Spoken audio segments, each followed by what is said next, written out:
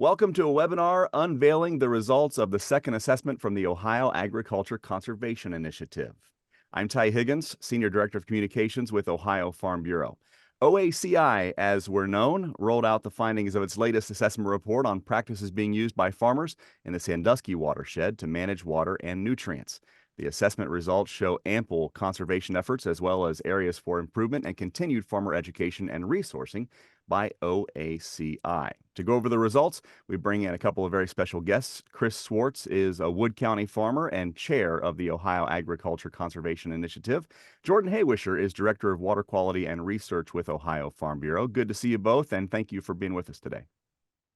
Yeah, good morning. So for those who don't know, let's kind of set the stage about OACI, Ohio Agriculture Conservation Initiative, a partnership between agriculture, conservation, environmental, research communities, recognizing farmers for their dedication to advancing methods that improve water quality in Ohio and increasing the number of best management practices being implemented on farms across the state. I do want to show, as we share our screen, I want to show exactly who's involved in OACI. A number of organizations that you may not see on the same page, literally and figuratively at the same time. Chris, we'll start with you. We were in a room in Ostrander, Ohio, back in, I think it was 2019, with this conglomerate of groups. Pretty strange bedfellows, but OACI was born. Tell us about why it was so important to get all these organizations involved. Well, we came together there in Ostrander, and we had been working together a while as a group. I think all these groups have been working towards water quality. We were kind of, my analogy is we were trying to push the ball up the hill, but we're pushing from all different angles. We kind of had a revelation that said, hey, if we can all coalesce into one group and push from one direction, our chances of success will be very much improved. So we came together in Ostrander, we hammered out some differences, and I think this has been a strong coalition to really understand and improve water quality in the state of Ohio. Jordan, from that two-day retreat came two aspects of OACI. We have a certification program and an assessment program. Can you talk about those a little bit? Yeah, the farmer certification program is pretty self-explanatory by its title. It gives farmers an opportunity to evaluate themselves and get a score for what they're doing as a farmer. I wouldn't say we were judging them by any means, but it allows them to get an idea of what what they're doing on their farm and how they sit compared to others, and it allows them for an opportunity to maybe pick a couple of spots where they think they may have scored a little lower than they expected, and possibly join a program like H2 Ohio if they aren't already, or use EQIP through NRCS. And so it helps our farmers kind of identify, where they want to add in some practices. The second one is a farm field assessment program. So we are doing assessments / surveys on about 500 farm fields in different watersheds throughout the years, and trying to gather a baseline of conservation and farming techniques to allow us to see how things change over time and to get some real-time data on actually what's happening on our farm, as opposed to allowing other people to maybe take guesses on the adoption levels of certain practices. This allows for a number of different things. It allows for our farmers to see what their other farmers are doing. It allows for our researchers to understand, what level of adoption is there, so they can kind of model what the predicted outcomes could be of some of our rain events and some of our changes in practices. And it just gives our government programs an idea of how things are working and where things need to be improved or celebrated. So the first assessment report was released back in 2022. The Maumee River watershed got data from those farmers in that part of the state. This second assessment comes from the Sandusky Watershed, HUC8. So you'll see the area, the counties involved, and how many fields were completed in this survey. And Jordan, later on in the webinar, we're going to talk about our game plan moving forward. We have numerous watersheds in Northwest Ohio that are part of our plan. Yeah. I mean, our plan is to keep moving around the countryside. Some of this kind of coincides with the rollout of H2 Ohio. That's one of the biggest undertakings we've ever had conservation wise in our state. and it allows us to be able to accurately judge where those watersheds were prior to H2 Ohio coming in, and it gives a nice little jumping off point to see what types of conservation practices and the amount of it has been adopted over the years.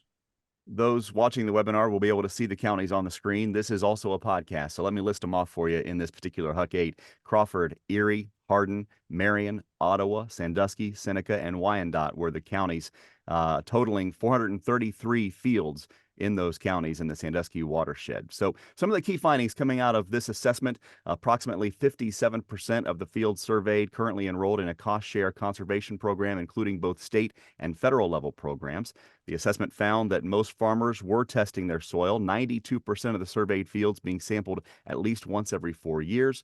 Approximately 62% of fields surveyed had phosphorus applied using VRT, variable rate technology. 21% of the fields had nitrogen applied using VRT.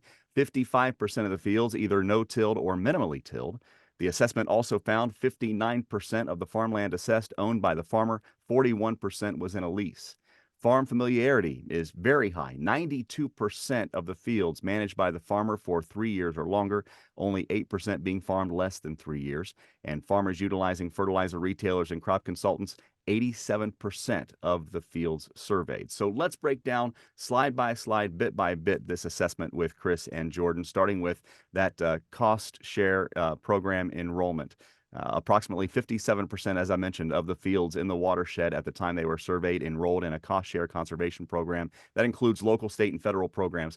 42% of those acres enrolled in H2 Ohio. Chris, you're relatively close as a farmer to this part of the state. Anything stick out to you on this particular slide? I think it really shows the really tremendous steps for conservation that H2 Ohio has made, because, that's a huge part of the pie that H2 Ohio picked up that we were missing before. So that speaks out to me a whole bunch. This assessment was taken right at the start of the H2 program in those counties. So, I would expect to see with the next go around to see that even increase. So, 40% or 42% in one program anywhere in the nation is something I have just never seen in my conservation experience. Jordan, of course, you mentioned this coincides with H2 Ohio. We see that 40% there, but it's also important that this graph shows that farmers are doing other things outside of H2 Ohio, other cost share programs for water quality and nutrient management. Yeah, I mean, H2 Ohio is obviously the new kid on the street, but NRCS has had EQIP for a long time, and it's allowed farmers to do some of these things that H2 Ohio has provided as well, and it just goes to show that we need to keep adapting and evolving these conservation practices, because farmers will show up if they feel like if it's worthy. And I feel like H2 Ohio has done a good job. ODA has done a great job of being flexible and trying to change things over the years to as they hear feedback from farmers and OACI and other groups, they start to mold these things for even higher adoption rates. So I think this is a good sign that our farmers are willing to step up voluntarily and do some of these programs that offer logical payments and logical timeframes and things like that. Now we get into more of the demographics of the. Go ahead, Chris, please. Yeah, I just want to go, if we can go back to that, I just want to say one thing though, that even though we're looking at that, there's 43% not enrolled in a program. I don't want the public to take that 43% are not practicing conservation. They're just not enrolled in a program. And we all know that they're still doing almost all the same good practices the rest of us are, but for some reason, they don't choose to be enrolled in a program. So, looking at this and saying, hey, we still have 43% of the producers out there doing substandard practices is really untrue. Those guys, by and large, are doing really good practices. They're just not in a program that cost shares with them right now. So, if we look overall, our percentage of farmers doing good conservation is, up in the 90s on this. So that's the good takeaway for me from this. It's a great point, and I appreciate you pointing that out on that particular slide, because that does maybe stick out for some people that don't understand what's happening in Ohio agriculture. I get into some of the more demographic stats of these farmers in this particular HUC8 Sandusky River watershed. Starting with the acres farmed, and those that are watching the webinar will see that about 33% of the acres farmed are between 25 and 5,000 acres. That's the total farm for the farmers that we surveyed for this report. About 29% from 0 to 500 acres, 17% from 500 to 1,000 acres, and 13% from 1,000 to 2,500 acres. We get a little bit lower, down to 7% for 5,000 acres and above. So why is that important, Chris and Jordan, that we talk about the acres farmed here from a demographic standpoint? I mean, I think it it really just helps shows us. that. Oh, sorry, Chris, go ahead.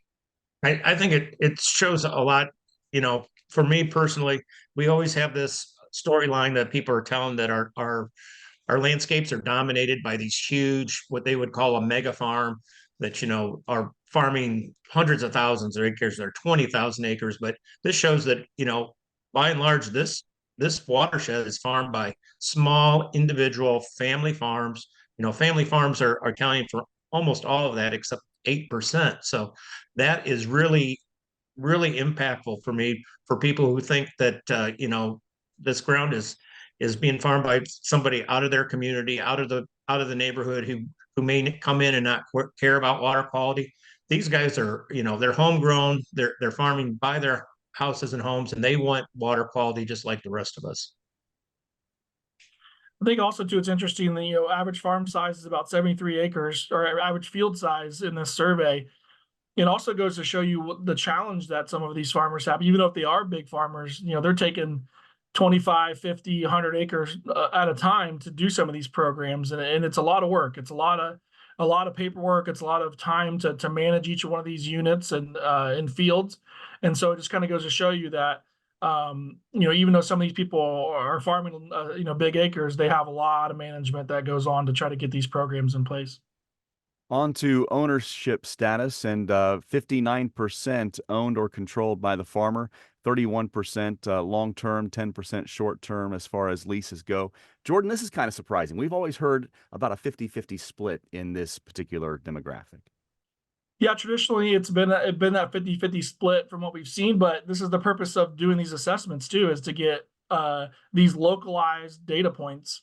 This allows for potentially different approaches. A lot of times, if you think, if there's a watershed where there's a lot of leasing going on, then there's maybe a different approach than those who own. And so this shows me that change can be made more securely, right? Our farmers want to make those changes and put practices on the ground, but sometimes they don't feel that security. And so the fact that 59% are owning that land, that really helps us if we're trying to get some of these programs off the ground, and may be a reason why when we come back in a few years in this watershed, that we can make a big difference in adoption rates. And Chris, that leads into our next slide here, talking about years farming the field. 92% of those surveyed have farmed the field for more than 3 years, 8% less than 3 years. That's an important factor here. It sure is. In conservation, we always look at long-term benefits because, we know that a lot of the practices that we embrace, they don't have a 1-year payoff. They have a multiple year payoff before you really see the benefits of putting those practices on the ground. This is showing that, those farms are largely have a tenure of a farmer who's been there a long time. So he's more likely to invest in some of these practices that may take 2 or 3 or 5 years to pay off. But I think that's very encouraging on a water quality front.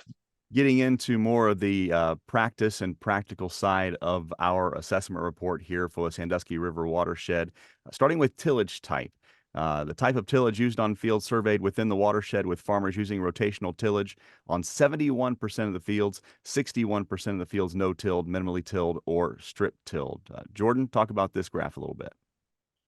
Yeah, I mean, I think this is probably the start of some of the data where you'll hear me say a lot, I don't know what's good or bad necessarily, but this is just the where the fields are shaking out, and this allows us that jumping off point and how to compare to what 3 years from now will look like. But I think one of the things that's interesting, I think 6% strip tillage is a decent amount. It can definitely tick higher, but it's a practice that's a little bit more new and definitely more expensive, but something that research has shown, does a great amount for keeping your nutrients where you place them. And so that'll be interesting to see how these numbers change. Obviously, we want that annual tillage percentage to tick down, but sometimes you got to do it in some of these fields. And so, does that turn into more rotational, or just every once in a while? So, this is again, we hope that this one is just one to watch, and it'll be very interesting in a few years to come back and see how some of these numbers have evolved. And Chris, it's not a one size fits all here. One farmer may be doing 2 or 3 of these things, correct? Yeah, absolutely. And we all know we have different crops and different circumstances every year, and you're not treating every field the same. But I think this is a pretty good graph. I like Jordan's point about the annual tillage being less than we probably would have seen 10 years ago for sure. That would have been a quarter of the pie or maybe half of the pie. And all those other practices are things that we're going to encourage farmers to move to away from annual tillage. And I think the strip till at 6%, I would expect to, when we do this in 3 years, that's going to have a huge increase. Hmm. When it comes to nutrient management and recommendations, as other surveys and studies have concluded, commercial fertilizer is the majority nutrient source at 80% used in the region of the Sandusky River watershed, manure coming in at 14%, compost at 16%. Jordan, this really is different from a lot of the narrative that farmers hear from those outside of agriculture about what's happening in Northwest Ohio. Yeah, obviously it's easier to target the thing that smells, the thing that you can see more often in the field. But the truth is it's still a small amount of the pie. In other watersheds, we've seen maybe upwards to 20%. So this one's even smaller. And I think it just goes to show that there's a wide array of nutrients that are going on in the fields, and one shouldn't be targeted than the other. And all these conservation practices and things that we're doing, and we're informing our farmers to do, is use it the right way and get it down the way it's supposed to, and then it'll be just like any other nutrient. Chris, from a farmer standpoint, how do you read this one? Um, you know, I think it's spot on manure. I'm surprised that the compost is that high. Truthfully, that seems to be a little higher than I expected. I mean, from a conservation perspective, I'm looking at that. We still need to concentrate on the commercial fertilizer end of our programming, and not that we're turning a blind eye to manure, but 80% of the pea going out there is through commercial applications. So that we have to go where the big bite of the apple is. Soil testing, very important as the conversation between water quality and nutrient management continues in Northwest Ohio and really all of Ohio now with the expansion of H2 Ohio. Looking at the frequency of soil testing, a very important aspect to understanding what's exactly happening on your field at any given point in time. And Jordan, there are some recommendations out there from Ohio State and other agencies that farmers seem to be adhering to. Yeah, I think this is one of the, similar to other surveys we've done. This is kind of the old adage that can be kind of put to bed, that also farmers need to be soil testing. Well, they seem to be having that information in their hands, and that's great. And that really goes to show the relationship they have with retailers, and the push to get soil test information so that they can get a nutrient management plan written and get the fertilizer on their fields according to that plan. And I think that really goes to show that we can almost put the check box next to this one, like this one's mission accomplished. The farmers are soil testing; they have the information in front of them, and now it's about how we use it and make sure that we're developing those nutrient management plans that can get that nutrients on the ground according to the standards.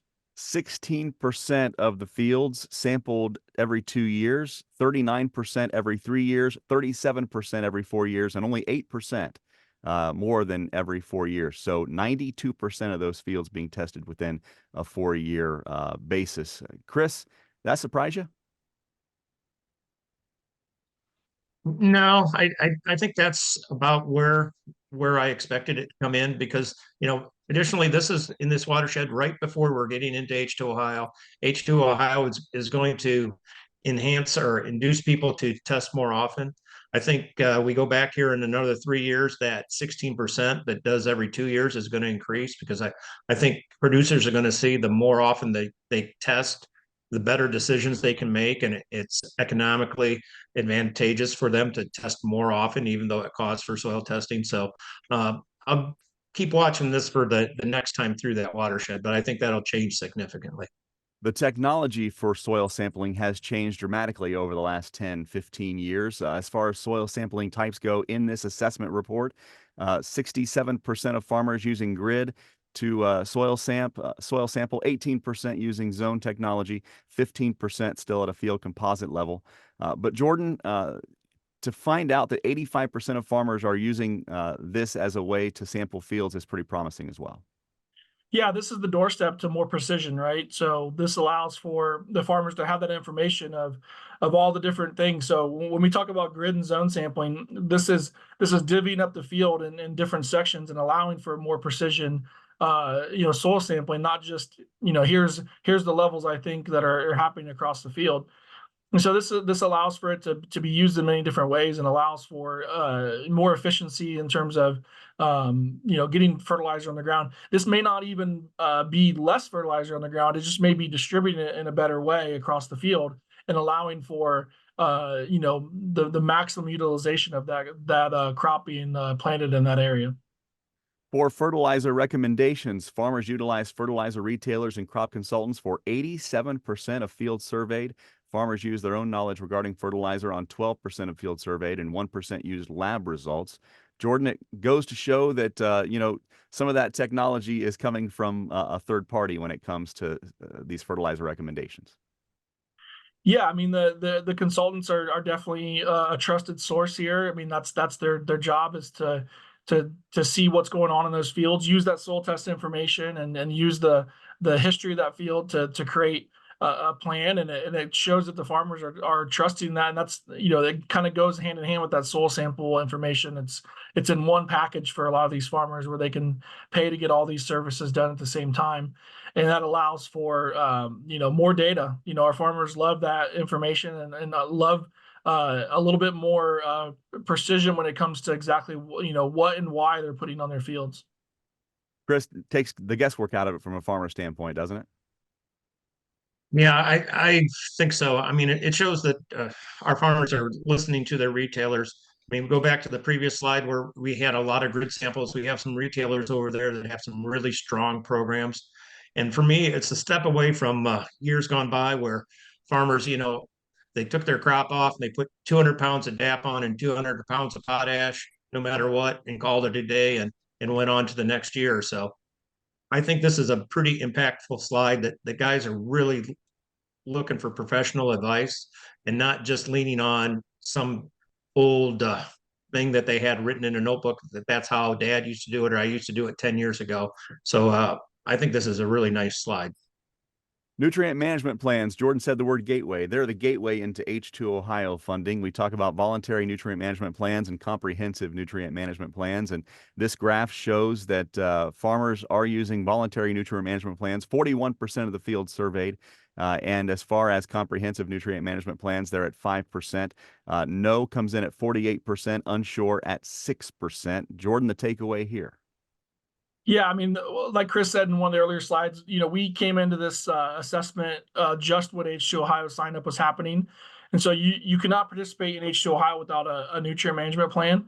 And so I would imagine this percentage by the end of the year we surveyed, it was already jumped up pretty high. So this is one that I expect to be pretty significantly different in a few years.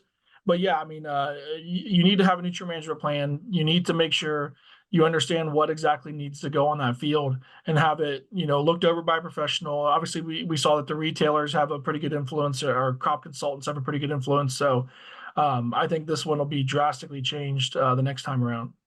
We also surveyed placement methods for nitrogen. And to go along this graph here, 49% use surface application, 56% injection, 66% of the fields surveyed using a starter fertilizer on the planter, 30% applying in row with the planter, and 33% applying as 2x2 with the planter. Chris, these kind of add up to what you would expect as far as placement methods for nitrogen are concerned? Yeah, I think so. I mean, I think my big takeaway from this slide is that farmers are not putting all their nitrogen on at one time. They're using a whole bunch of different timings to put it on. That's what we've been advocating for. Put on small doses, limit your loss. So I think this is a really good representation of what's going on in that watershed. Yeah, you mentioned timing. And so, Jordan, we'll go to this slide here. We did survey the timing of nitrogen applications. Pre-plant was at 26%, starter with planter at 32%, side dress between V1 and V6 came in at 36%, mid-season V7 to V10 at 4%, and late season, talking V11 to R1, about 2%. So that kind of makes a lot of sense to what Chris was alluding to. Yeah, and just to make a point, this doesn't mean they only apply in these areas. These are farmers that indicated they applied on that field in any of these, so they could have picked multiple of these selections. And so just it goes to show you that they are spreading that in out. I mean, fertilizer is expensive. The weather is variable. Our years have been a little funky recently. And so being able to kind of spoon feed and pick and choose those times that you get your nitrogen out is great. And I think when some of these growing seasons are good, like we've had the last couple of years, and most of the state, those corn plants can really take off. We also wanted to find out about, yeah, go ahead, Chris.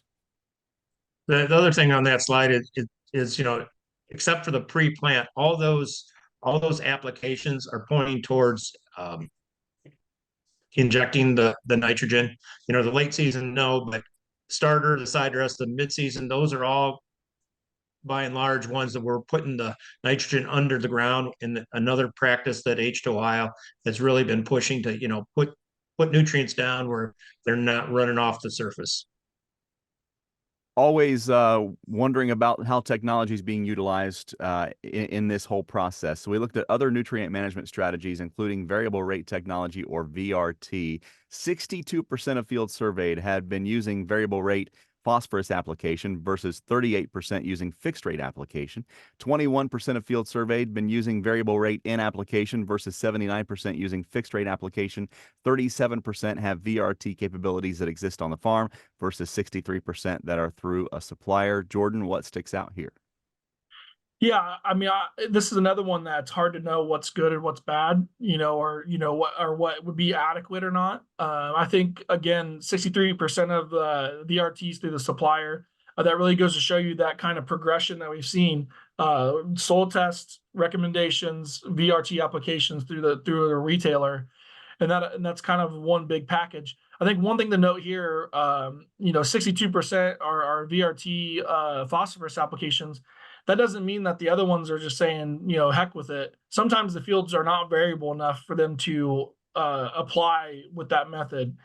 Some of the bigger farmers that we deal with, they would do it in a heartbeat, but some of the fields just are pretty smooth nutrient rates across the field, and it doesn't really do anything for them. So that's one note for that. But the nitrogen variable rate, I would say that's a little higher than I expected, but I guess in that watershed, it may be a little bit more popular.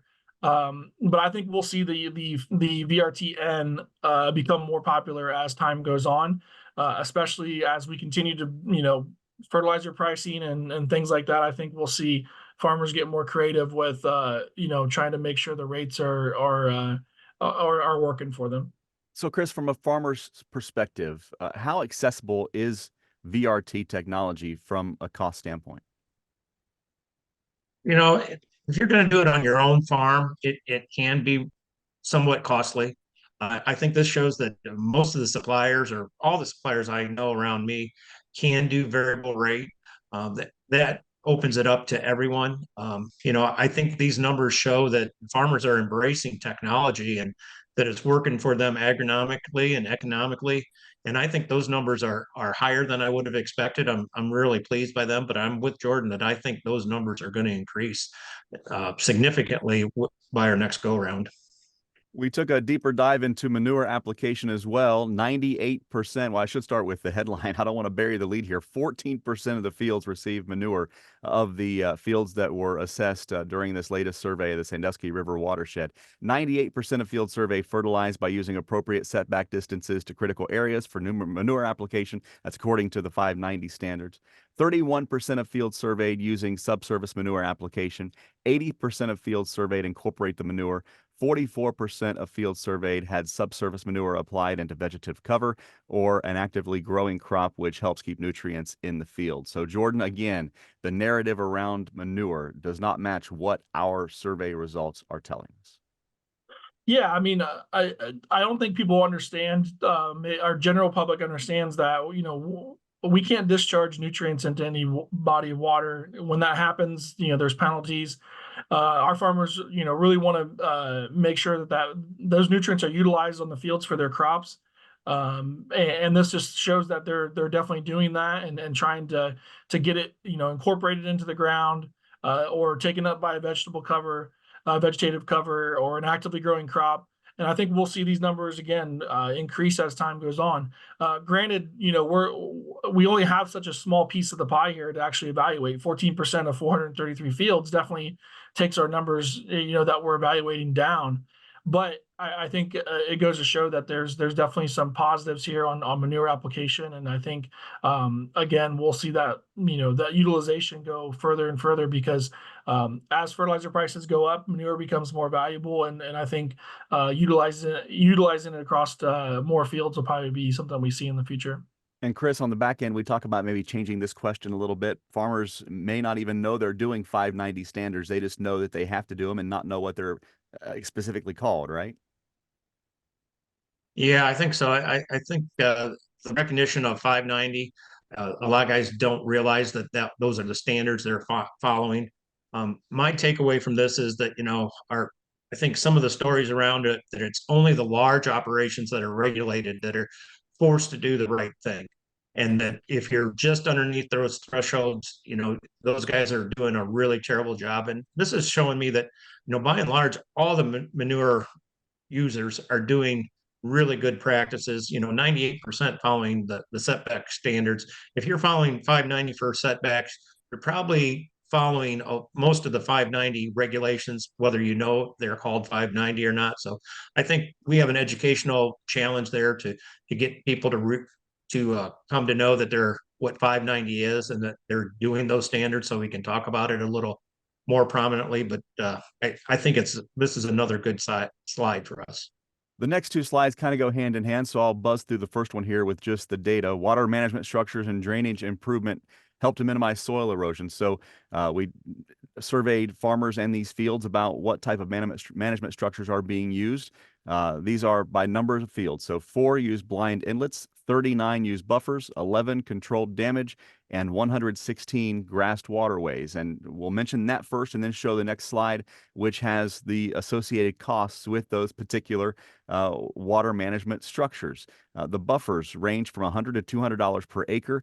Controlled drainage, $2,000 to $4,000 an acre. Grass waterways, $4 to $5 per linear foot. And blind inlets, $3,000 to $4,000. And Jordan, you do a lot of work with the Blanchard River demonstration farms. You see these invoices come in for these practices. An important reason that farmers want to get involved in H2 Ohio to put more of these things in place. Yeah, absolutely. I think there's a lot of need and a lot of want from farmers to do some of these structural practices and buffers and grass waterways and things. Granted, not every field is capable of putting some of these practices on. There's a lot of slope differences and a lot of the layout of the field that makes it a little tricky sometimes if you want to do some of these things. But It's very impactful. Some of these practices can do so well with our water management and then in turn our nutrient management that comes in the water. And I think especially like controlled drainage, those have gone. There's so many of those that have gone in the fields across the Western Lake Erie Basin in the last 10 or 15 years.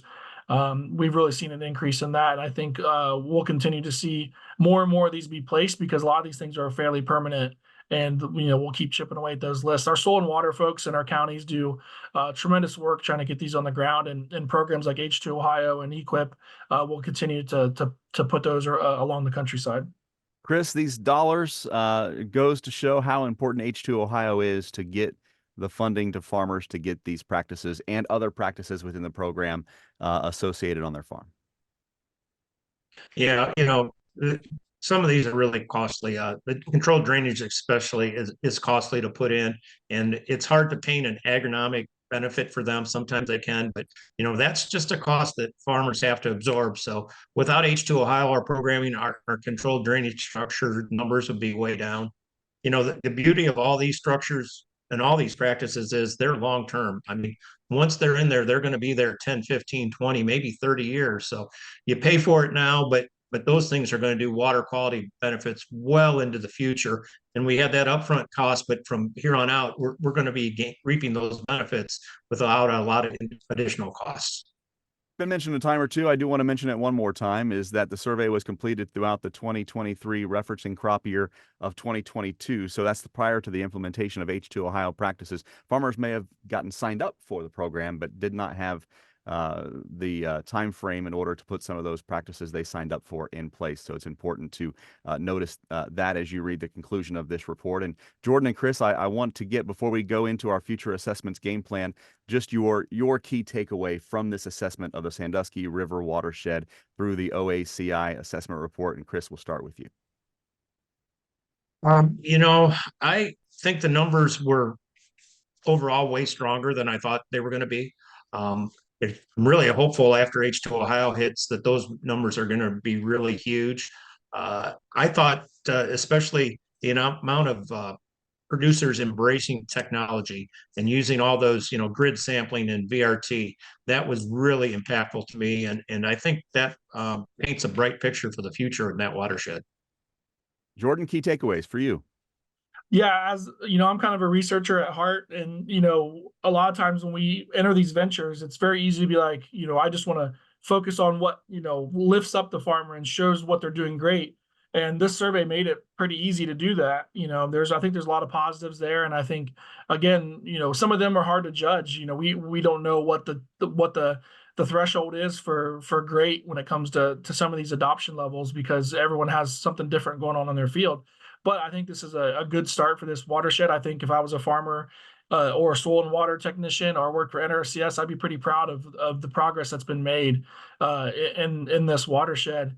And we'll continue to monitor it and come back with an assessment in a few years. And I think it'll be a pretty good highlight for this area.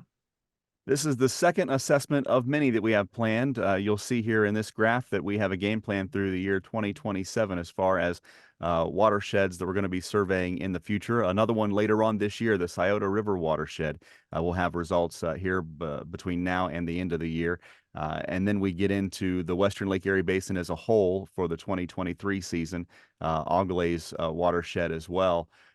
Jordan, I do want to emphasize that although these reports all come from OACI, they're from different HUC8s, different watersheds. The first assessment kind of stands on its own. The comparison should not be made to this particular watershed. Now, when we get to these watersheds for the second time, when you go left to right and see that second X, that'll be a time to really compare and contrast what we're seeing as far as those watersheds are concerned. Yeah, I mean, like I said, these are baseline data points, and the true evaluation and the true judgment, for lack of a better word, will be in that 3-year period afterwards to see what's been adopted and where those levels are at. Especially if we don't necessarily know we don't know every couple of years if H2 Ohio is going to be funded in the future because it's part of the biennial budget. And so it helps all of our partners and all of our program folks in the government to see how their programs are doing, see how they're affecting things, how they're increasing things. But again, as a researcher, I'm super excited to get down the road and get some of these results back from these second assessments, because that's when the real dissection of the data can be done, and a lot of good results displayed. And Chris, I want you to, before we wrap up, talk to the fact that all these HUC8s just have different characteristics, where they are in comparison to Lake Erie, the topography, the soil types. So the results we get are going to be different because of the different aspects of each individual HUC8. Absolutely. We're all laying in a different part of the world. For me, I'm a heavy, flat, black ground, and we get into some of these other HUC8s. They're a little more rolling. So those are going to change some. The way the glacier came across and fields with 8 or 10 different soil types, it changes things for all these people. And, there's some influence. Some of the areas have a higher influence of livestock too. So those we're going to have a lot of changes across these watersheds. We're not all similar. But I think, like Jordan said, once we start getting multiple data points in one watershed and we get our experience 4 or 5 years down the road, we're really going to be able to size different watersheds against each other and see what works in one and make some really good decisions. You can find out more about the Ohio Agriculture Conservation Initiative on our website at ohioaci.org. That's ohioaci.org. You can actually view the entire assessment report there as well. Get all the latest news about OACI and H2 Ohio on that website as well. Chris Schwartz is a Wood County farmer and chairman of the Ohio Agriculture Conservation Initiative. Jordan Haywisher is director of water quality and research with Ohio Farm Bureau. Really appreciate you both so much for taking time to decipher all of this data and help us put it all into perspective. Thank you so much. Thank you. Thank you.